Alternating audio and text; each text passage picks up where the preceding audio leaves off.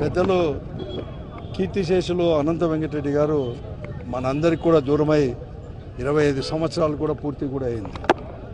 25 సంవత్సరాలైనా కూడా ఆయనను మనమందరూ కూడా మనం చేసుకుంటామంటే ఆయన యొక్క వ్యక్తిత్వం యొక్క కారణం అని కూడా చెప్పక తప్పదు.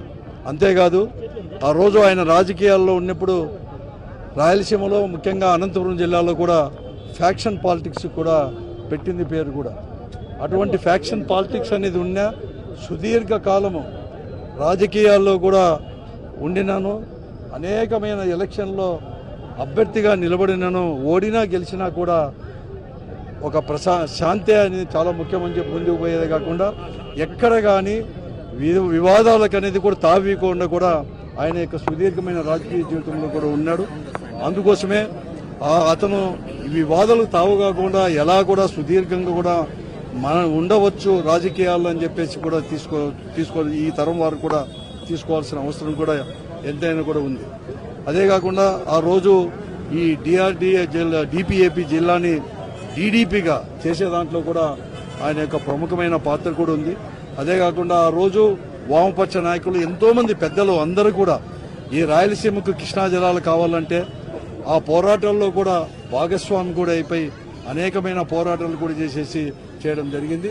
అందుకోసమే ఇటువంటి వారు పెద్దలందరి యొక్క స్ఫూర్తి తీసుకుని డాక్టర్ వైఎస్ రాజశేఖర రెడ్డి గారు ముఖ్యమంత్రి అయిన తర్వాత కృష్ణా జలాలు రాయలసీమకు వచ్చినప్పుడే రాయలసీమ ప్రాంతం కూడా సస్యశ్యామలమవుతుందని చెప్పేసి ఆ స్ఫూర్తితోనే వారి యొక్క స్ఫూర్తితోనే ఇక్కడ కూడా అందరి నివా ద్వారా కూడా కృష్ణా జలాలు కూడా తీసుకొని రావడం జరిగింది.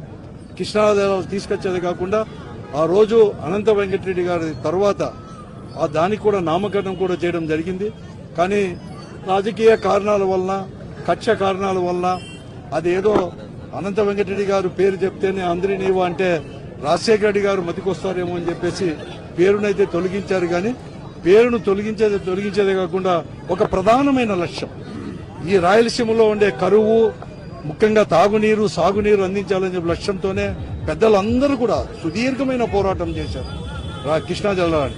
కాబట్టి ఆ కృష్ణా జలాలు రావడం అయితే జరిగింది. కానీ రాజశేఖర రెడ్డి గారి వలన 2012 నుంచి కూడా ఈ జిల్లా కృష్ణా జలాలు వస్తున్నా కూడా 40 టీఎంసీ నీళ్ల సామర్థ్యం అనేది కూడా ఇంతవరకు కూడా సరిగా రాలేకపోయింది. దానికి ప్రధానమైన కారణం ఆ రోజు రాజశేఖర రెడ్డి గారు 850 క్యూసిక్కులతో వస్తే 2200 వస్తాను. అందుకోసమే జగన్మోహన్ రెడ్డి గారు ముఖ్యమంత్రిగా ఉన్నప్పుడు మేమందరూ కూడా ఈ జిల్లాకు 21 వచ్చినప్పుడు ఏదైతే లక్ష్యంతో అందరినేవో తీసుకొని వచ్చేసామో ఆ లక్ష్యం అనేది కూడా కేవలం 100-120 రోజుల్లోనే 40 టీఎంసీలు సామర్థ్యంతో ఎత్తిపోయాలంటే దానికి 10,000 క్యూసిక్కులన్నా కూడా అవసరం అని చెప్పి అంటే వెంటనే 6,300 కూడా జీవో కూడా ఇవ్వడం జరిగింది. కానీ ఈరోజు ప్రస్తుతం ఉన్న ప్రభుత్వం ఈ కూటమి ప్రభుత్వం దాని అనేది కూడా ఆ జీవోను మళ్ళా కూడా రద్దుపరిచి మళ్ళా కూడా 3,850 క్యూసిక్కులకు మాత్రమే పరిమితం చేస్తున్నారు. దానివల్ల ఏదైతే అందరినీ తీసుకొచ్చామో ఆ లక్ష్యం అనేది కూడా నెరవేరుది. కాబట్టి ఈ ప్రభుత్వానికి నేను ఈ జిల్లా ప్రజల తరపున రాయలసీమ ప్రజల తరపున మేమందరూ కూడా ముక్త కంఠంతో మేము మనవి చేస్తున్నాం. వీలుంటే 10,000 క్యూసిక్కులు చేయండి, లేకుంటే జగన్మోహన్ రెడ్డి గారు ఇచ్చిన జీవో ప్రకారం ఆ రోజు టెండర్లు పిలిచిన ప్రకారం 6,300 క్యూసిక్కులతో తీసుకొని రావాలని చెప్పేసి ప్రత్యేకంగా ఈ సందర్భంగా ఈరోజు ఆయన వర్ధంతి సందర్భంగా 25వ వర్ధంతి సందర్భంగా మేమందరూ కూడా ఈ ప్రభుత్వానికి కూడా ప్రత్యేకంగా మనవి చేస్తున్నాం.